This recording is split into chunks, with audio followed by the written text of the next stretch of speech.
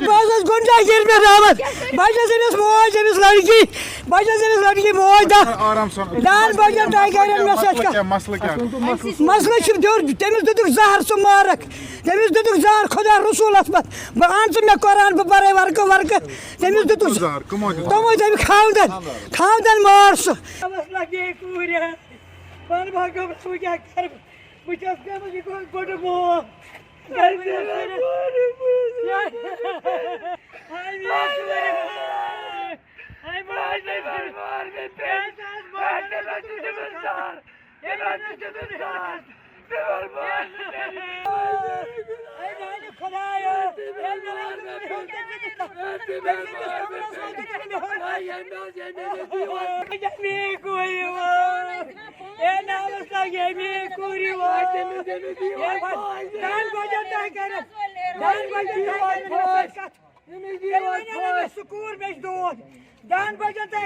मेरी 6 तारीख को हम ज़मींदारी कर रहे, ज़मीन पे थे अच्छी तरह, मम्मी ने खाना वाना अच्छी तरह लाया वहाँ पे।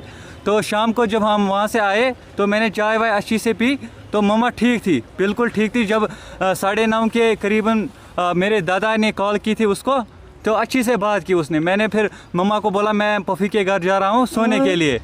तो मैं वहाँ गया तो फिर वहाँ मुझे सुबह 7 तारीख को मुझे पापा बुलाने आया है, मम्मा मर चुकी है। जब मैं वहाँ गया तो वो मर चुकी थी। फिर वो ड्रामा करने लगे कि वो ज़िंदा है। मैंने दादा को फ़ोन किया, वो मम्मा मर चुकी है। फिर वो वहाँ पे ड्रामा करने लगे हैं कि वो ज़िंदा है। आपने उनको कॉल क्यों की? फिर वो ऐसे उनको हेडवन SMH हॉस्पिटल ले फिर वहाँ पे मैंने उठाया, वो ड्राइवर वेवर बाहर से ही घूमने लगे, अंदर कोई नहीं आया। मैंने बेड पे मैंने खुद उसको उठाया, फिर बेड पे ले आया, फिर अंदर हॉस्पिटल में ले आया, फिर ECG के लिए अंदर ले आया मेरी माँ को। तो मुझे पापा ने बोला आप बाहर रहो, बल्कि वहाँ पे पापा भी अंदर गया और दूसरी उसकी कज़न है वो भी वहाँ अंदर गई। मुझे अंदर नहीं आने दिया। मुझे पता था ये डेथ थी, उन्होंने ECG की, वहाँ पे वो डेथ थी ऑलरेडी। तो वहाँ पे वो ड्रामा करने लगे। आपको क्या जहर दिया कि वो इससे पहले भी कई वाक़ा हुए, उसने उसको इससे पहले भी कई बार जहर दिया। इस केस हमारा चल रहा था बारामूला में, वोमेन सेल में। जी जी इंसाफ, मुझे इंसाफ चाहिए। मगर उतनी कार्रवाई तेज से नहीं हो रही है जितनी होनी चाहिए। मैं अपील करना चाहता हूँ किसी साहब से और SHO साहब से, इसके खिलाफ तुरंत एक्शन लिया।